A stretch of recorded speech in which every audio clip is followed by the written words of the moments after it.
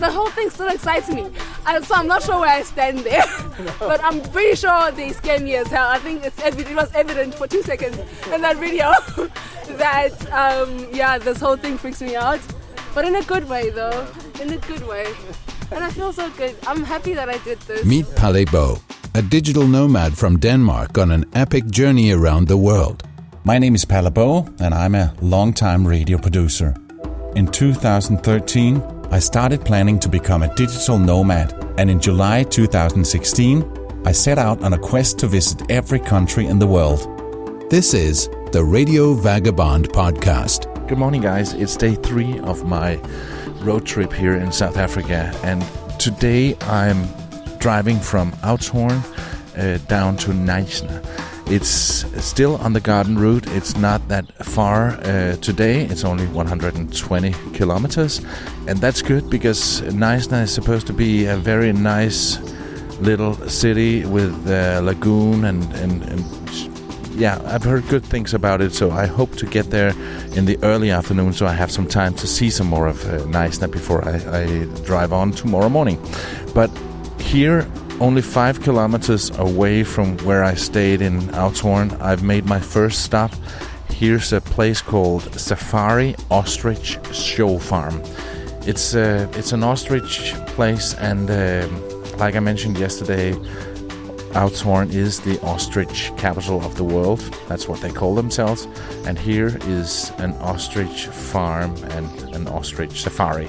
So I'm going on that in just a few minutes, and you can join me. My name is Palle Bo, and this is the Radio Vagabond podcast. So, first of all, we're starting with a walking section. You'll see the different types of ostriches. We can feed them, we can... Safari Ostrich Farm in Oudtshoorn here on the Garden Route in South Africa was established as a tourist attraction in 1956 by two good friends, Derek Fish and Harry Lipsitch, both fourth-generation ostrich farmers. They also love shiny objects, so just be aware of that as well. They might just grab it from you and they won't give it back. And they run. Yeah. The fastest running flightless bird... On their website, they say that their main concern is farming ostriches on an extensive basis for meat, leather, skins and feathers. So on the ostrich farm, you can get to see a commercial ostrich breeding farm with many ostriches in their different stages of development. But today, very nice weather for us. It can rise up to 48 degrees Celsius here. The farm is about 1,800 hectares in size, and they keep the ostriches in camps according to their age. Our guide, Carla, says that they give some of the ostriches names after famous people. So Carla, we're here with all the ostriches here that you used for the farm, and you gave them names. There's a Madonna, Lady Gaga, and Michael Jackson, yes. Jack the Ripper, Susie the Stripper. And inside you have a shop that sells handbags and all kinds made out of ostrich leather, which was something I did not know that you could actually do. Yeah. And you have a restaurant serving ostrich meat. I don't expect that you could eat Michael Jackson here at some point. No. Well, the best age to eat them and make the handbags and all that is about 14 months, because the younger we do it, the better the quality. Yeah. So the ostriches we see here are mostly 5 to 10 years old. So you wait until 60 years, the meat will be very, very tough. So we don't use these ones. No. They made it across the point of no return, so now they're here. Yeah, exactly. Yeah.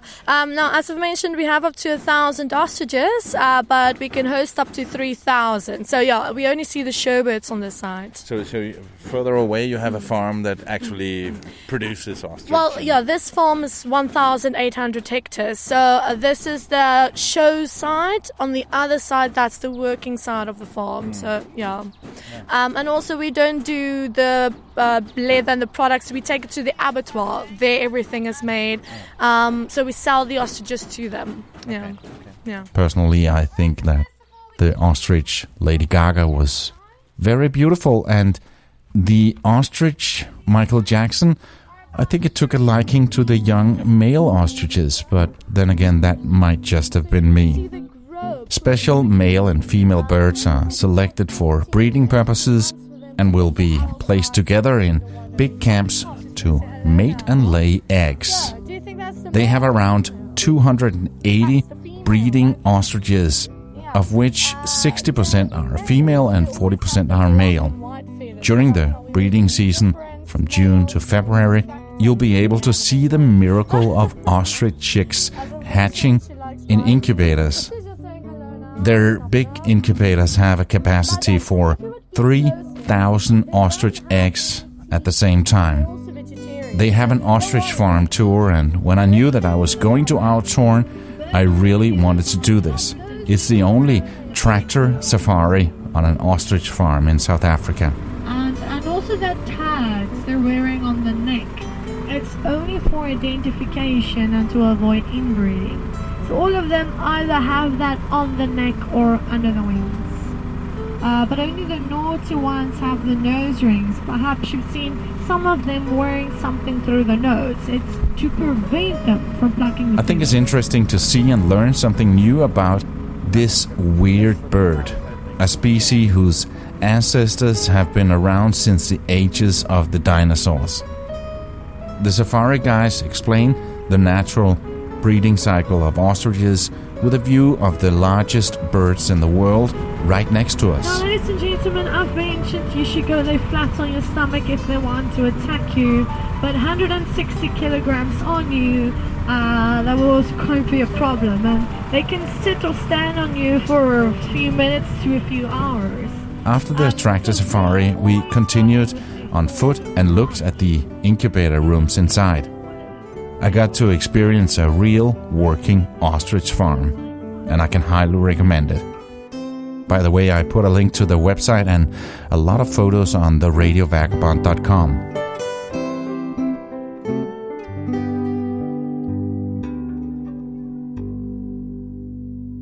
This episode is brought to you in part by Hotels25.com. It's a website that helps you find the best prices on hotels around the world. Hotels25.com. This is the Radio Vagabond podcast. Knysna is a quaint town located in the Western Cape in South Africa, in the heart of the world-famous Garden Route. We're 70 kilometers away from the airport in George, 260 kilometers from Port Elizabeth, and about 500 kilometers from Cape Town. Again, for this episode, I put a map on the radiovagabond.com so you can see where I've been driving, and also a map of the area here in Knysna. So now I've arrived to Knysna. I'm at the waterfront right now. You know, one of those typical beautiful waterfronts with a lot of restaurants and cafes and small shops. And thank you.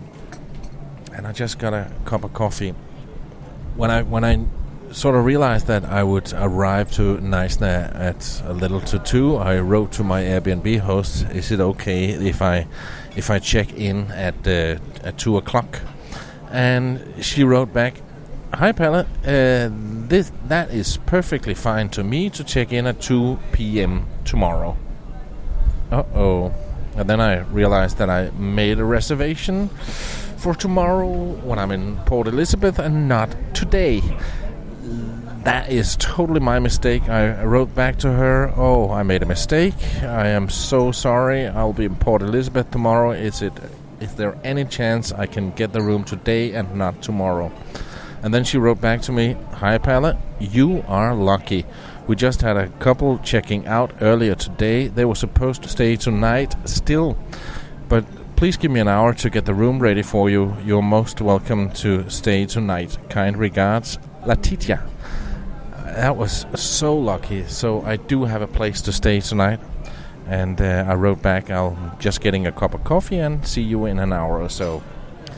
That was lucky. It could have been me spending the day hunting for a place to sleep tonight. But I got the room, so everything's good. When Outhorn is big on ostriches, Knysna is mostly famous for another animal, oysters. So even though I've never been a big oyster eater, I just had to see if I like them better this time around. So I go to a restaurant called 34 South at the waterfront in Neisner after a long walk to Neisner Head to see the sunset. I've just been to Neisner Head to see the sunset. If you're in Neisner, I suggest that you go there. It's a viewing point by the ocean, and it's again, I know I'm using that word very much here on the garden route. It is so beautiful. But here I am waiting for my oysters, and let me see if I change my mind on the taste of it. It's been 30 years, and I think I've grown up since then. So here I am at the restaurant 34 South, and you're the oyster specialist of Neisner. Is that right? Yes, the home of Neisner oyster. What is so special about the oysters right here? They are local. They're local? Yeah, and so Afrikaans they say local is lekker, it means local is good. Yeah. And you recommended that I get the oyster experience. The oyster experience, the next time you'll know exactly which one is the best, because you're getting 4 different oysters. You're getting a large oyster, a medium, a small, wild, and a cultivated. I had oysters, I'm being honest here, I had oysters 30 years ago, and I didn't like it. So you think my taste bud might have changed? There are other options also. But that was in San Francisco, so okay. Yeah. There's also, if you don't like raw oysters, you can start by grilled oysters. Yeah. It's covered in garlic butter and blue cheese under the salamander. So the oyster experience, that's all raw? It's all raw. The grilled oysters preparation the same like snails. Okay. I'm being a little bit chicken, so I'm going with the grilled oysters. Chicken is fine, but oysters is oysters. Yeah. You gotta start somewhere. Yeah. Let me have the grilled Very oysters. good. Thank you. When I said I'm being a bit chicken, I think he thought that I said that I like chicken better. Enjoy. Thank you. Need some Tabasco on the side? I have no idea what I need. Actually, it's better. Yeah. Enjoy. Thank you so much. Okay, my oysters are here, and they look good. And this was day 3 of my road trip here in South Africa.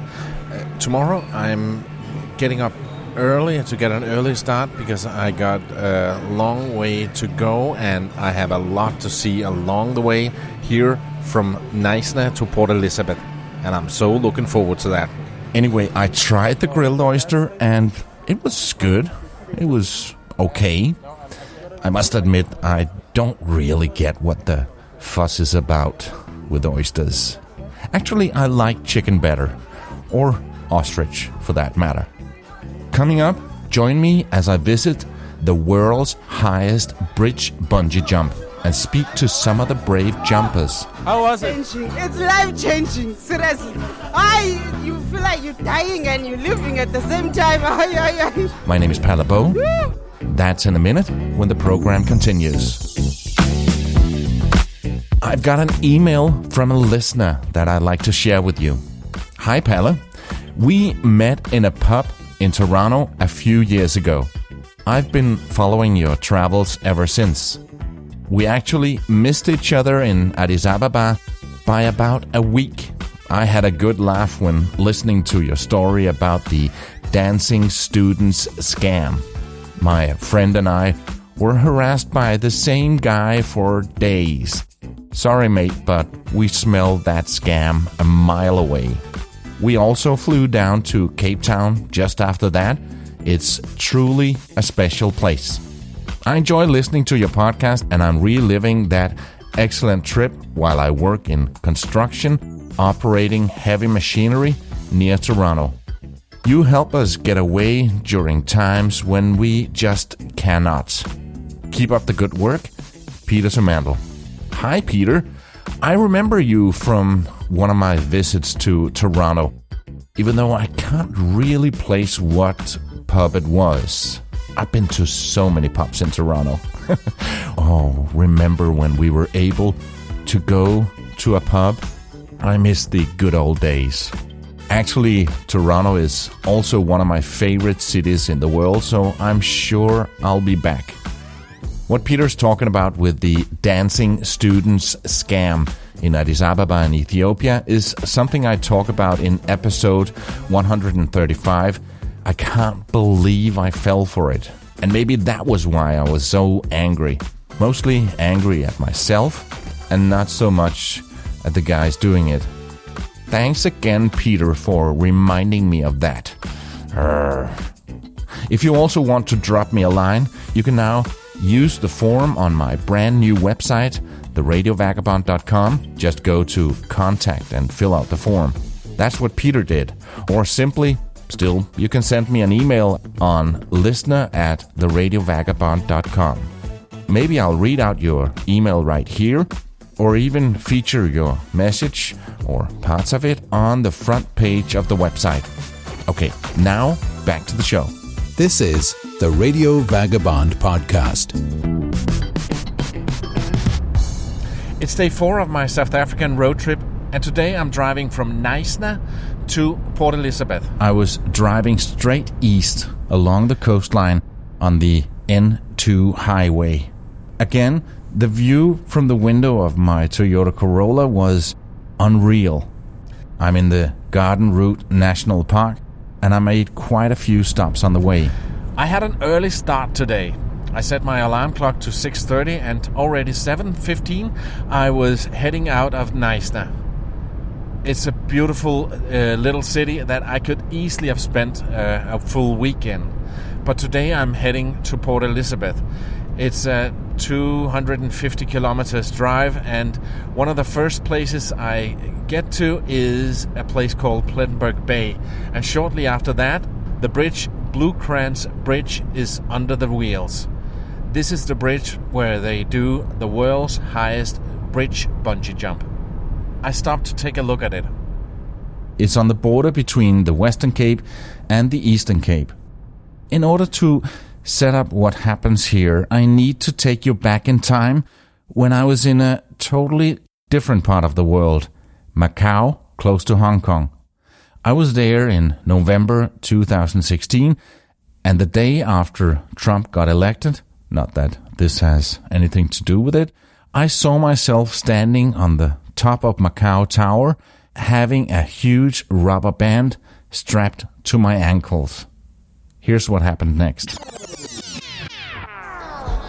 It was almost time, and with a safety line on my back, I take tiny steps out on the platform, out on the scaffold. Here, the long bungee cord is secured to the harness by assistant number 2. The only thing I can remember thinking while I was waiting for him to finish is, I'm not doing this. I'm just not. How the hell did I end up here?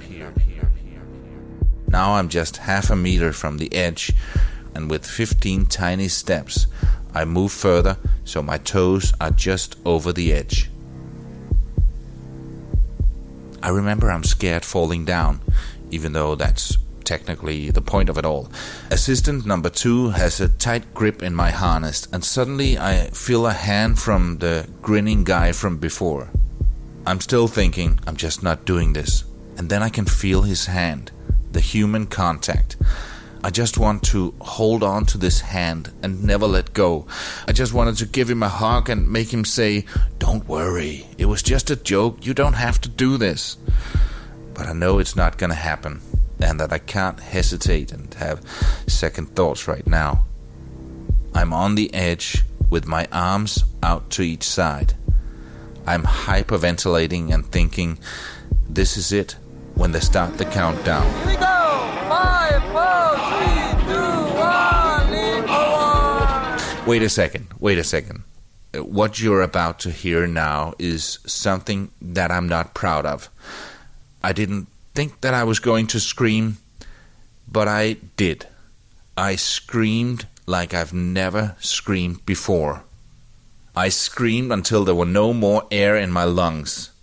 Then I took a deep breath and screamed some more, because I was still falling.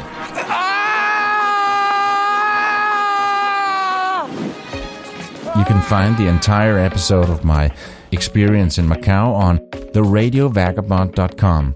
Just search for Macau, and you get to see a picture of me being really, really scared. Yes, that was me doing the world's highest bungee jump.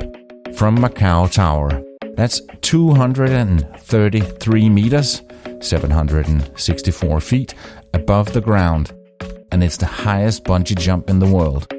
Here in South Africa, we find another record holder. Blue Kranz Bridge Bungee is recognized as the world's highest commercial bridge bungee jump at 216 meters, 709 feet above the Blue Kranz River.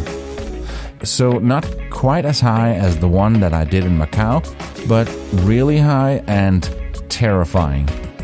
It's been operated by Face Adrenaline commercially since '97, and going in there I had no intentions of doing it.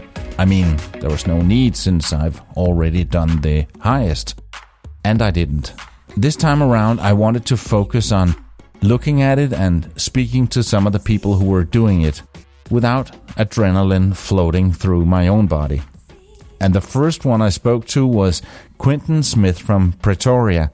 He just got his harness on and was about to do the world's highest bridge bungee jump. Yes, I am. You scared? Nope. No? No. Not at all? Nothing. You think you will be when you're up there? I don't think so, no. Where do you get that? I don't know. It's just since I was small. Yeah? I wasn't scared of doing nothing. Fearless? Yeah. You done any other crazy stuff in your lifetime? Yeah, there's a place in KwaZulu-Natal, Orbi Gorge. I've done that jump 3 times now. Okay. So, yeah. So you're the kind of guy that does backflips and stuff like that? And well, yeah. If I can. I think I'll just be standing watching. Okay.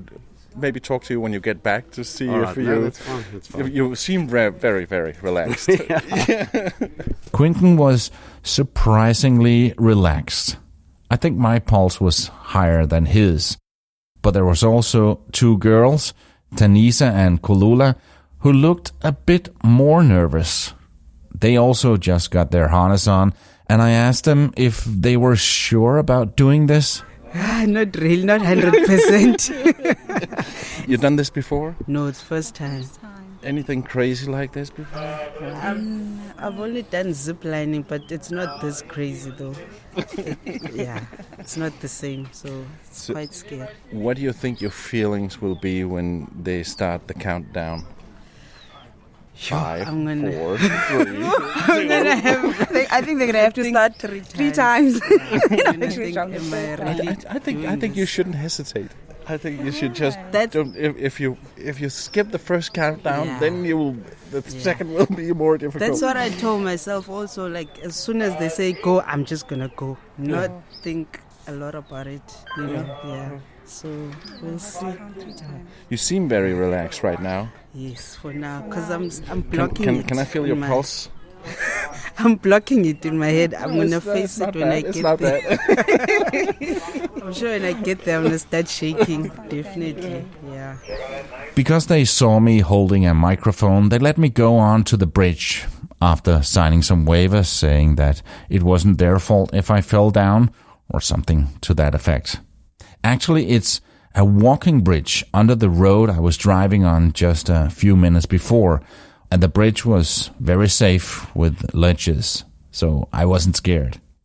I remember when I was at Macau Tower, they had loud music playing, which is always a little bit annoying for someone like me doing a podcast. For some reason, there's always loud music around a bungee jump. Oh, yes. That's to calm the fear. Yeah. Oh, that's it. Yes. So Conan, you're the jump master. Yes, Have you been doing this for long? Yes, sir. 15 years now. 15 and years. find it amazing. How many jumps on an average day? 80 to 100 a day. How many accidents in the 15 years? In this 20 years, no accidents. Safety comes first. Yeah. Do you still jump? Yes, sir. Whenever we want to. Yeah. And it's amazing all the time. That's a perk in the job, isn't it? Oh, yes. To go jumping whenever you want to, yes. But still, even though I guess you're not scared when you jump, but you can still feel the adrenaline. The adrenaline is still there. There is always a little bit of fear, but once you're off, it's delicious. Yeah. Flying, it's amazing out there. Yeah. That was actually something I also talked to the jump master in Macau about. He'd done thousands of jumps and wasn't scared. But as he told me, my brain knows that this is not going to kill me, but my body doesn't. So I'm still getting a shot of adrenaline every time I jump. So he did a jump if he had a bad start of the day. If he was grumpy or feeling down for some reason, he took a jump and got a shot of adrenaline that would keep him flying through the rest of the day. Then it was time for Tanisa to jump. And she was good. Didn't hesitate and just jumped when she was told to. And then we could hear her screaming all the way down to the canyon. When she came back, she was on a high. How was it? It's life-changing, seriously. You feel like you're dying and you're living at the same time. I'll do it, maybe. What did you think just before you jumped? I don't want to do it anymore. But then I was there like, okay, what the fuck? Jump! Were you getting the feeling, oh, I wish somebody would say, oh, you don't have to do it, it's just a joke. It's just a joke. Someone could save me. Even when I was in the air, I was like, somebody please save me. I don't know where I'm going, you know. But it was good. It was good. Now you can do anything the rest of the day. Definitely. I feel big now. I'm awesome. Thank you, man. Let me get back to cool Quentin from Pretoria after his jump. Remember that he was just super calm and relaxed just before the jump? Even just after you came up, you still seemed relaxed. Are you still? I am. Weren't you a little bit scared? Nothing. Not at all. No. Not even a pulse? Nothing. A little bit of a butterfly in the stomach, but I didn't shake a lot. Nothing. No. I envy you, man. Thanks. And then it was Kulula's turn. She seemed very nervous with her arms around the shoulders of the two guys from Face Adrenaline and being carried out to the edge of the bridge. At the end of the countdown, she gave a short scream, more like a gasp, and then she was falling without a sound. 3, 2, 1. She was just doing a small... Here she is when she's back up. How was it? I'm not gonna lie, you literally die and then you come back to life. And then you admire the nature of life. You didn't get the long scream, you just had a... I didn't scream. You just had... I didn't scream. I had a moment where I had my eyes closed, but then again... You had one small... Yeah. I have it on tape. Did you? But I don't think I'm ever gonna do it again. I'm not sure. Now you've done it, right? You don't need to prove by doing it again. No.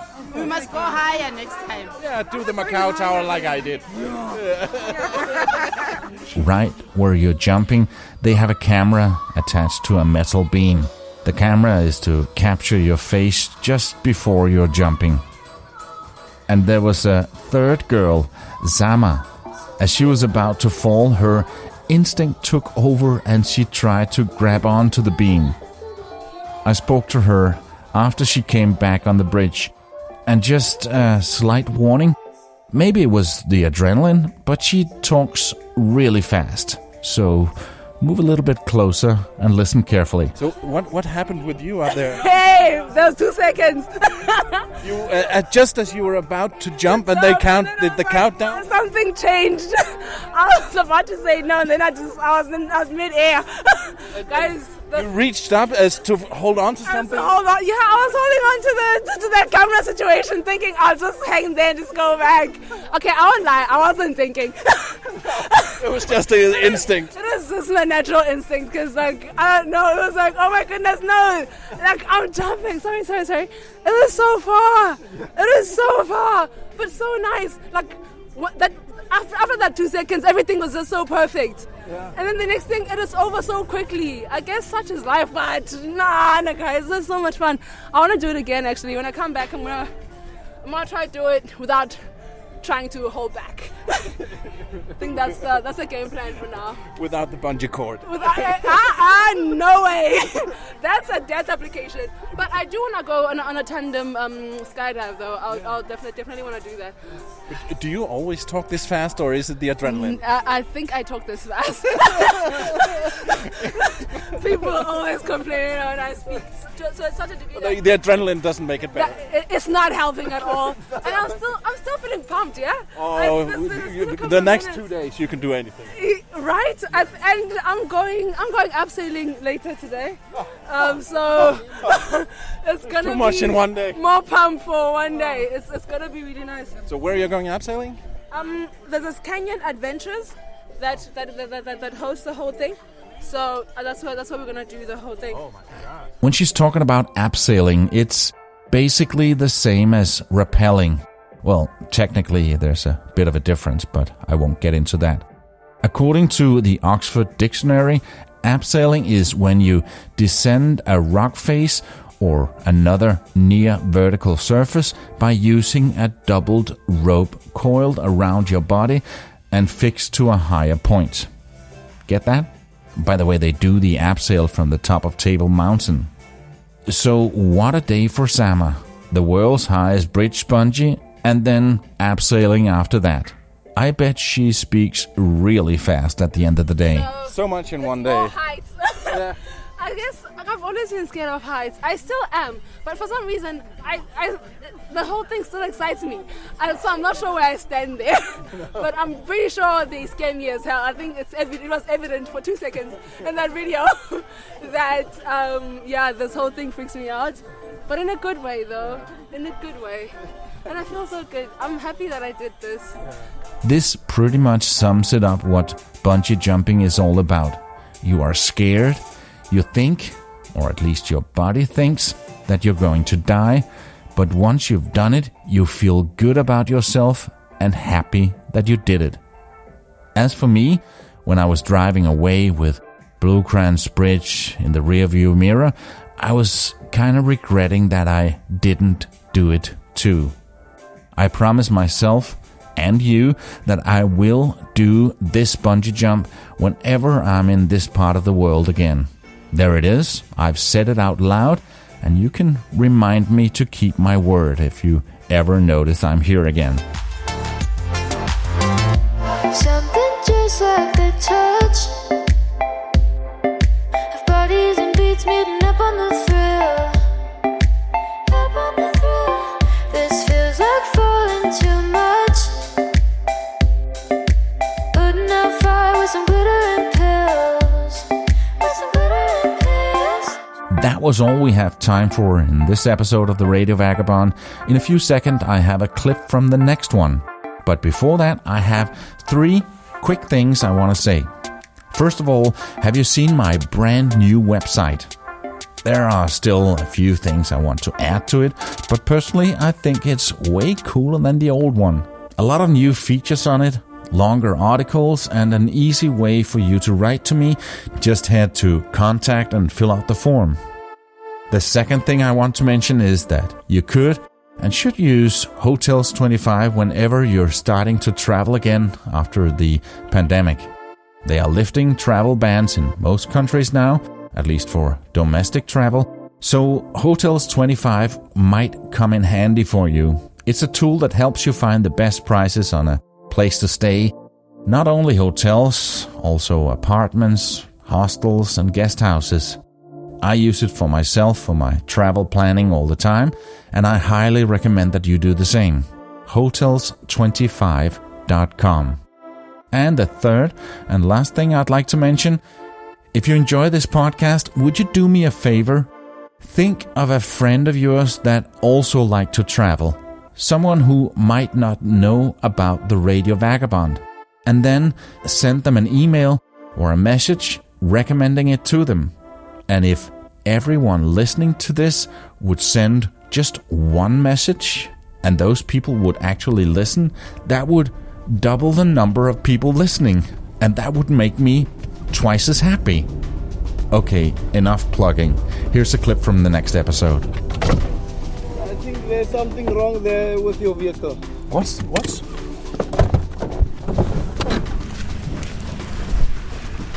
heard of it.